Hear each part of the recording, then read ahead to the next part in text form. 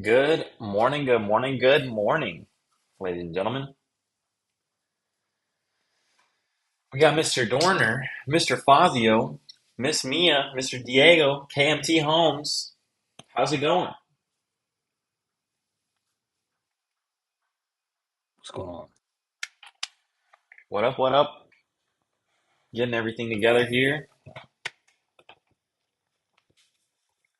I think today will be a good day to talk about, some of the realities that we face in this business, especially in the novation world. So I'm eager to share kind of what has happened on the deal that we closed just the other day this week, and just kind of share, the reality behind what actually has to happen in order to get these novation deals closed on time.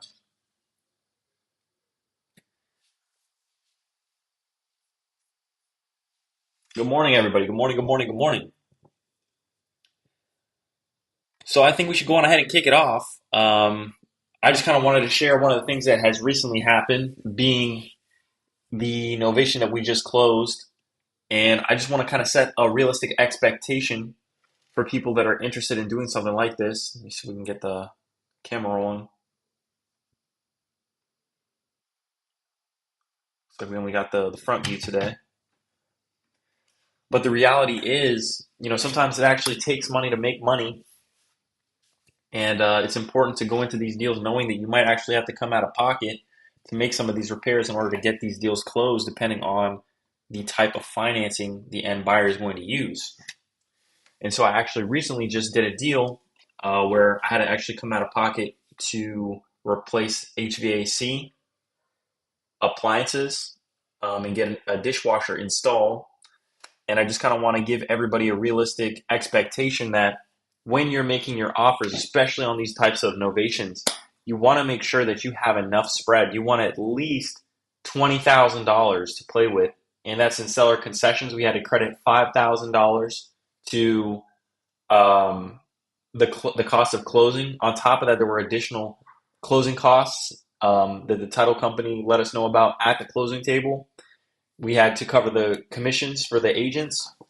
And then on top of that, we also increased the price by $5,000 for whatever reason. They said that the lender wanted that. I'm not really sure what it was, but that was the reality of the situation.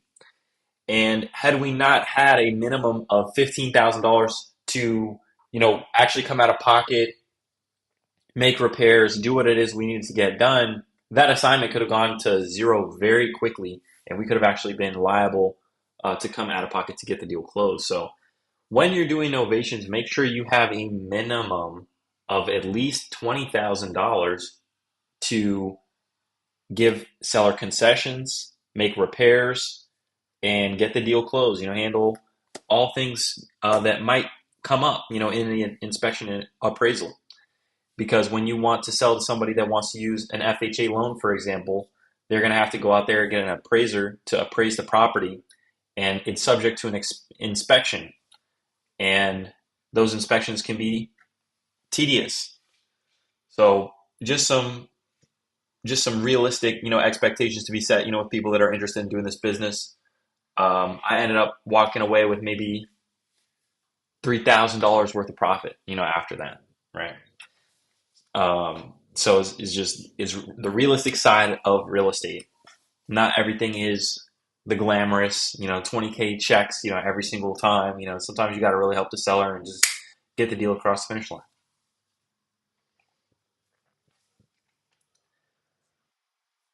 But hey, that's what I've got going on. What do you have going on, ladies and gentlemen? Today is Thankful Thursday.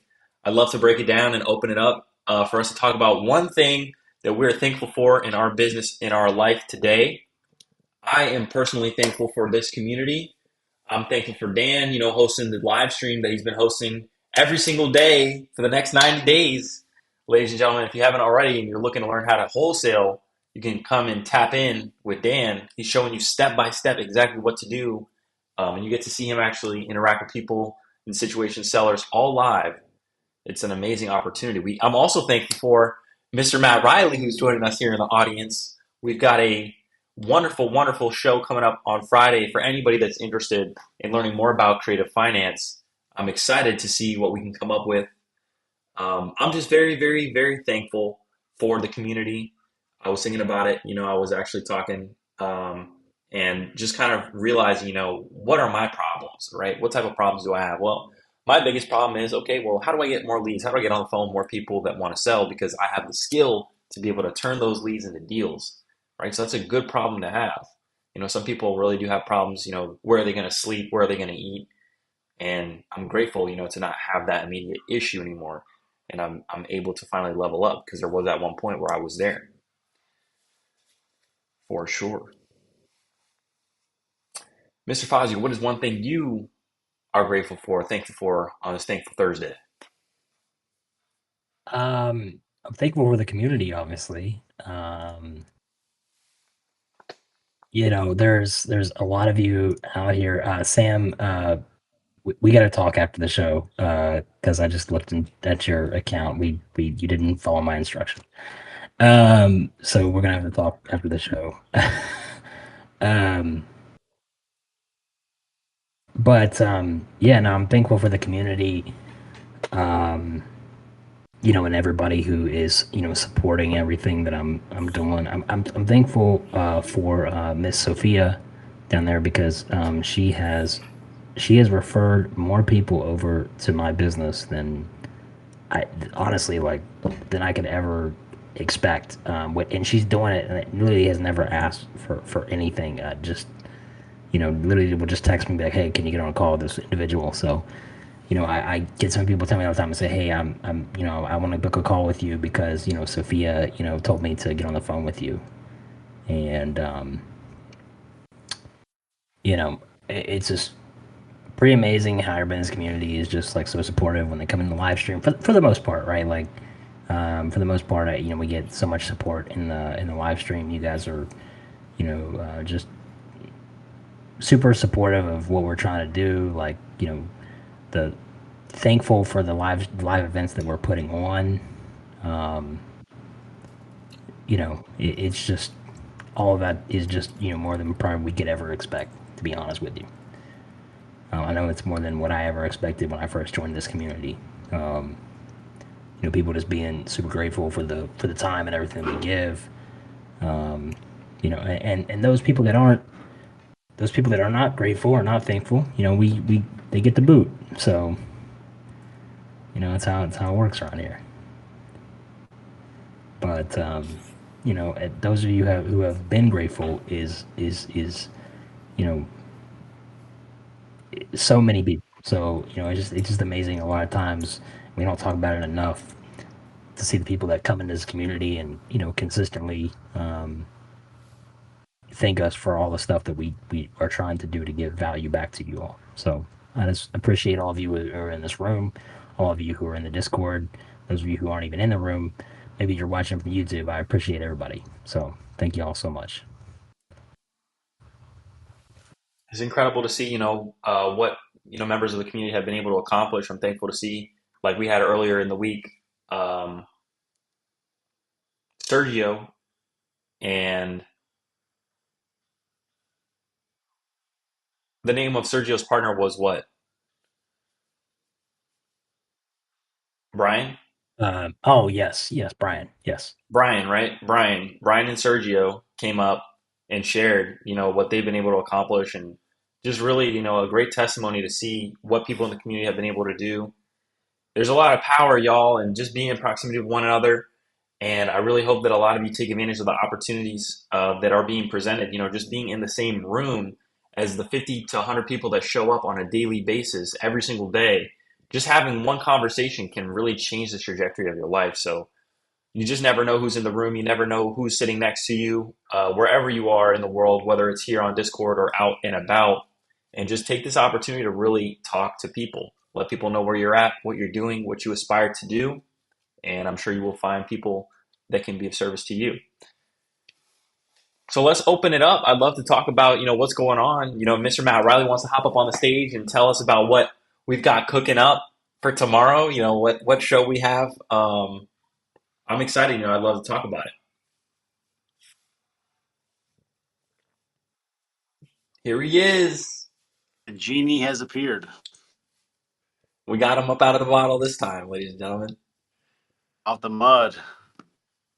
How are you doing Out the today, mud. sir? I'm good, man. How are you? I'm well. I'm well. I'm excited. I know tomorrow we've got one hell of a show. The I'm boys are killing excited. it.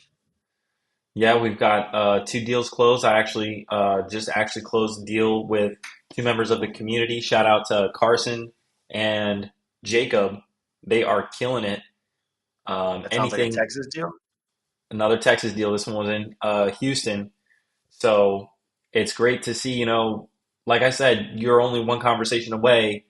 Depending on what you can offer to somebody, you can really, make a lot of money just by being in this community. So really make yourself known, be loud. Don't feel like, you shouldn't be talking. Don't feel like because there isn't a check next to your name yet that you don't have the same value or the same opportunity as somebody that does have one. Let people know what you're trying to accomplish. Yeah, there's someone's got the D Rose profile picture. Diabolical. That's got to be a Chicago dude right there. Um, there is I mean, no matter whether you're here or anywhere else, there is a well-known individual in the marketing creative space that has a very large group, and he has an inner group that is a paid group, which probably has somewhere around 11,000 members at this point.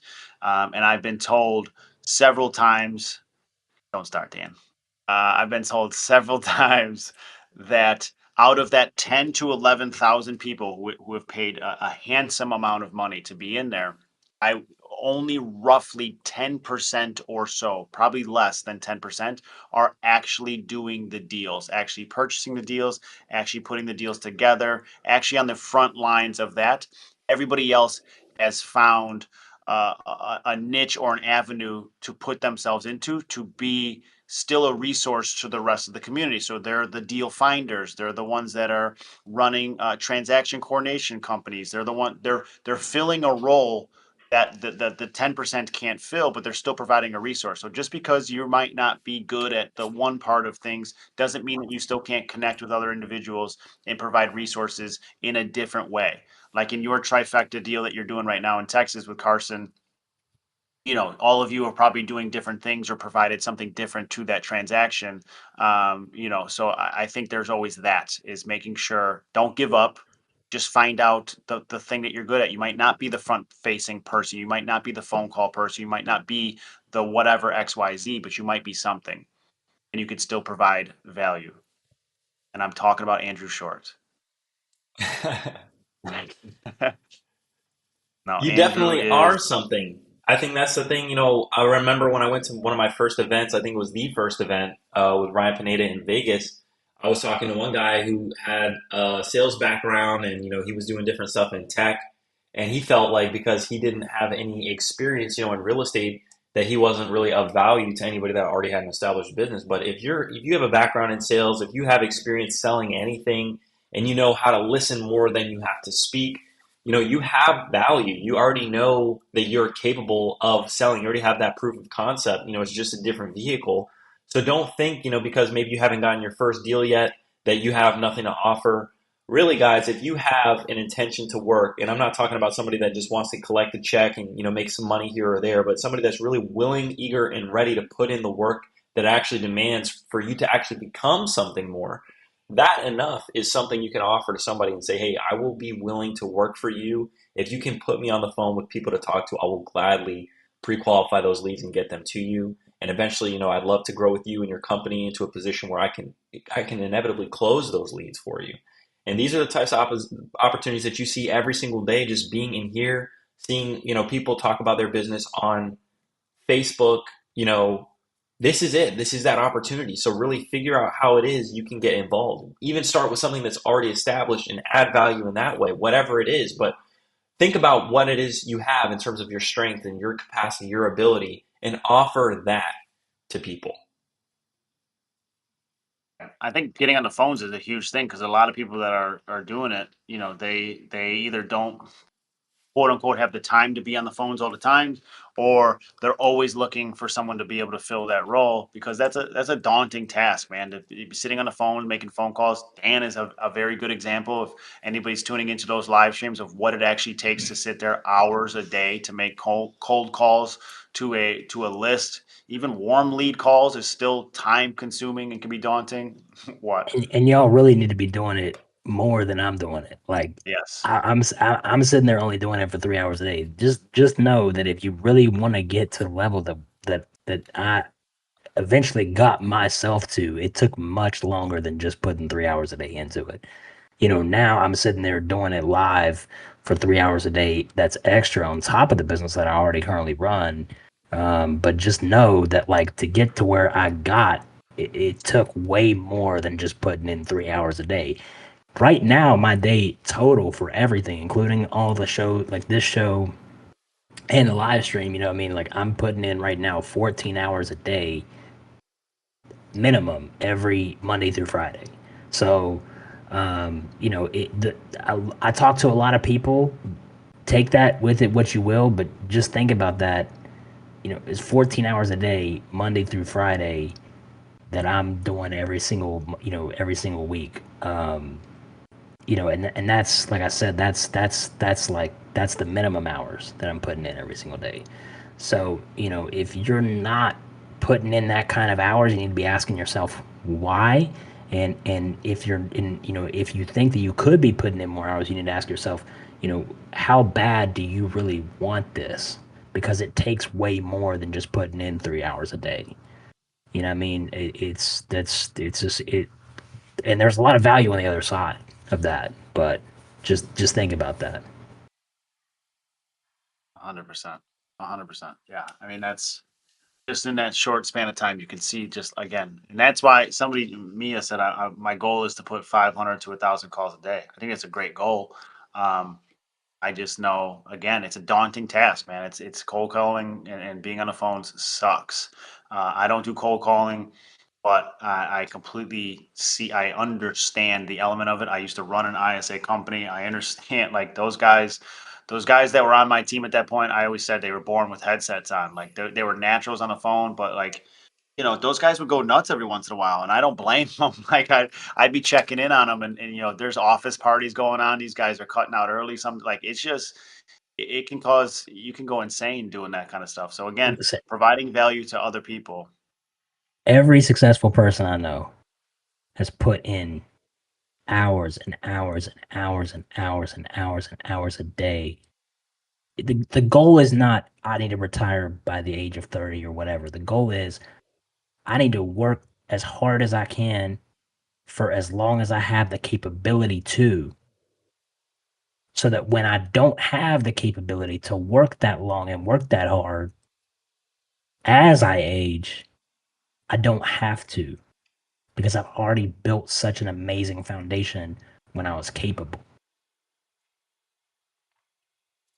And those people that put in all that time, they're working without any sort of safety net, without any sort of guaranteed return. No safety net. I have no safety net. And that's a reality. That's really what it takes. I was in the clubhouse the other day, the voice channel, and we were just chopping it up.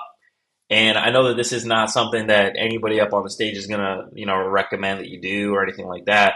But it's very important, that I talk about my experience because this is just my reality. And it was like, I remember a lot of times, when I said, okay, I'm really going to go all in on this thing. And I really went all in on this thing, that I was upside down. You know what I'm saying? I was underwater. And, it came to the point where it was like, you got to learn how to go underwater without drowning. You know what I'm saying? You got to be able to manage your risk. And I'm serious. That's what it really took. Like, people really think this is a game. Like, there's like some magic formula. Like, if I do this, this, and this, I'm guaranteed to get that. You're not guaranteed to get anything. You're guaranteed to get up and get after trying to get something. And then if you get something, you can really get something. But nothing is guaranteed. This is not a job. Nobody's paying me, X per month. I got to go out there and get it. And I think the reality that not a lot of people talk about, I'll talk about it, man. Like, I was broke and I was still risking, like, still going after it, still in a place where I had no safety net. And I think it is very true, when you don't have the opportunity to fail, when you don't have the option to lose, something changes. You know what I'm saying? You become a different person. I became a different person in that time, and that was when I really built the foundation for myself and my competency to be able to understand how to talk to people on the phone, how to get confident and close deals, how to underwrite the deals because I had to. I did not have a choice to fail because if I failed, then I would literally die. Like it really came to that point. Like if I really did not get the next deal, I would have absolutely no more money and I would have died. Like I would not have been able to pay for anything. Like I would not be able to feed myself. Had no place to go. Got to that point, and after that point, I bounced back. But I did go there. You know what I'm saying? And I don't think a lot of people really talk about it. A lot of people really say, "Oh, well, if you do this and that, you'll be successful." And most of the time, you can follow, what other people are doing, and that's a great thing. You have an idea of what you're going to do, but I don't think you can really cheat the process. Like, I think that depending on where you are financially, I started with nothing. You got to really take a risk, even when you don't have much to risk at all, if you really want to do something. And I think that's probably pretty controversial. Not a lot of people will back what I'm saying because it's not really the financially safe thing to do. But that's what I did. And I'm not saying that you're going to get the same result as me. But that's what I had to do, in order to get myself to the spot that I was in. The quote that I just put in there is a quote that I heard. I was listening to a mentor of mine. He said, because we were talking about like my past and me coming up, and he said, listen, he said men, but I translated that to people because we're men and women in here. I mean, we're all grinding towards the same goal. But he said, basically, he said, I'm gonna tell you something. He goes, men will do nothing until they have to. When they have to, they will do anything, everything, whatever it takes. He said, but the ultimate goal is what a lot of people will do is when they have to do anything, and then they actually get to that comfortable point again, then they slow back down again until they have to get back to it again. But if you want to get to the next level after that, you actually have to go to that comfortable line and then re-enter the mindset that you just were in and keep that took you to get to that middle point again. You have to stay in that mindset. You can't let that fire die. Like that fire that you create just to get you back to the point of living, you have to keep that fire alive to get you to the goal that's really far above. Otherwise, you'll always just be in that state, right? And I know a lot of people who are in that state. I know a lot of people who will be doing okay. They'll take their foot off the gas and they're at the bottom of the hole again. And then when they're at the bottom of the hole, they'll be working night and day, nonstop, overboard, 24 hours, and then they get back to the comfortable line again. They go, yeah, I spend some money. They go out to dinner. You buy yourself a nice watch. Oh man, I'm gonna get a new lease. I'm gonna get a nice car. I'm gonna get a Mercedes this time. You know what I mean? Because I deserve it. I've told myself that I deserve it. Right? We've all been victim of that mindset. I deserve it. I'm gonna spend some money on me. And what happens is you take your foot off the gas. You think that you're doing way better than you are. And then next thing you know, you're at the bottom of the hole again. Now the repo man's coming to take that car away. Because everything that you did to go get that car, to make those payments, you stopped doing it. Because now you have what you were ultimately trying to get. But if you would have just kept that same mindset and just said like, hey, you know what? I could take my foot off the gas right now because I am okay. But instead of just being okay, I don't want to just be okay. I want to be great. So I'm going to put my foot farther down on the pedal. And I'm actually going to, instead of spending this money on me, I'm going to spend this money on the same stuff that it took me to get back to here. And I'm going to keep living how I was living when I was at the bottom of the hole. I'm just going to keep pretending. The goal to get to success is literally just to keep pretending that you're at the bottom of the hole. Always. You're never at the top of the hole. And then one day you're just going to wake up and you're going to be so far above the top of the hole that it's going to be impossible to get back down to the bottom again.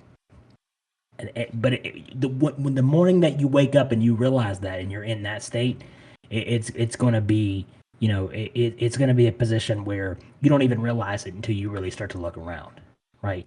But it's not going to happen this year. It's not going to happen next year. It's not going to happen in 2 years. It's not going to happen in 3 years, 4 years. Everybody in this room, the stuff that we're trying to achieve, this is forever. This is not a I'm doing this because I need this right now. We're in this because we're in this forever. We're in this because we're building something that lasts beyond us, better than us, greater than us. It lasts forever. And to build something like that, you can't have the mindset of this has a limit. This has a limitation. I used to tell my clients when I was in health, I used to say, don't diet for 90 days. Don't say I'm going to do a 90-day transformation. Don't say I'm going to do a 3-month transformation. Instead, say, I'm going to do I'm going to go through a period of time where I just change the way that I'm living. I'm just going to start eating better. I'm going to start creating better habits, and I'm going to start, living this life because it's forever. It should never have an ending point. Because what happens is once you get to that ending point, then you kind of take your foot up off the gas because you reach the goal. But if you set into your mind, if you set a goal that's impossible to reach, you will constantly be achieving for it. And what happens when you do that is you just keep going up the ladder and you don't even realize it. Your business keeps building, your equity keeps climbing because you never truly achieve the thing that you're trying to get. Because once you achieve, it's like, the game's over. And then what fun is that? I mean, it's not fun anymore anyways once you achieve. That's only fun for a period of time and then it's boring. So you might as well create a goal that said that's unattainable because the fun part is in the build up. The fun part is in what we're doing in here right now. Talking to each other, creating connections, doing deals together. That there's no it doesn't get any better than this. It doesn't get any better than closing deals and coming up with everyone around you. It's never going to get any better than that. So you might as well find happiness in the things that you're able to do on the day to day rather than what you're trying to achieve in a certain period of time. How many of us actually enjoy talking to sellers? Because that's one thing I actually enjoy doing. Like I genuinely Yeah, enjoy talking to sellers.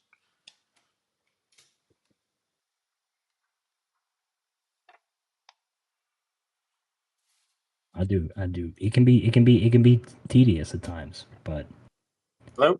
I do enjoy it. Matt's taking a call right now. I'm taking a call right now. He had I to, he gotta had to I gotta get the actually itch. do. I gotta jump on a call right now. I got an appointment. I gotta get to. So Well, I'll leave you take to care, it, guys. Dan. Thank you so Take care, much. guys.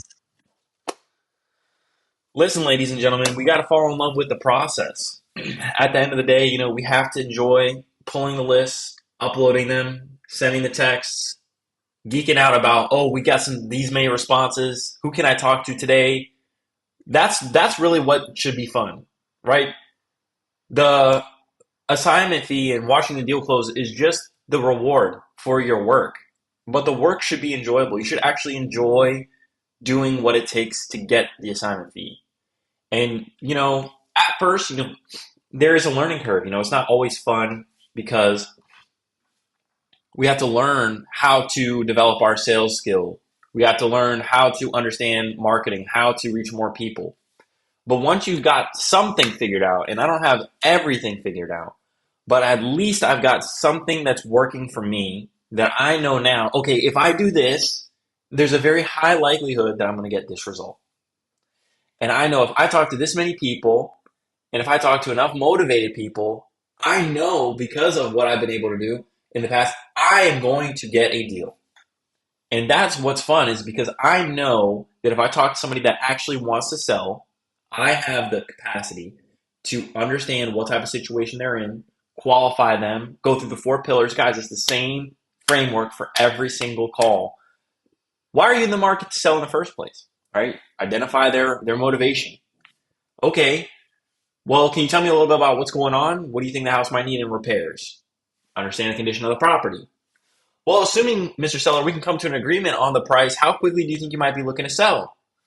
Understanding their timeline. And then finally, yeah, well, how much do you think you were looking to get for something like this? Getting the price. You get the 4 pillars every single time, right? It's the same call every single time. It's just a different seller that has a different problem, right?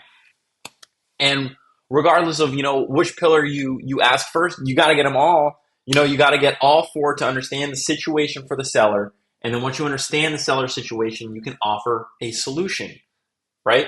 Not every situation is going to make sense for a cash offer. When somebody's underwater on their mortgage, they just bought a property they don't have much equity in. Maybe, depending on the interest rate, it might make sense to take that property subject to and rent it out to somebody else because they couldn't get enough to cover the cost of closing and the commission for the agent and walk away with something at closing. They'd have to come out of pocket to sell their house, and that's not good, right? Or maybe they want a price, that just doesn't make sense in terms of cash right now. But, if they would accept terms, you could be able to potentially make it a cash flowing asset for you. But the bottom line is you don't have to have everything figured out to get going.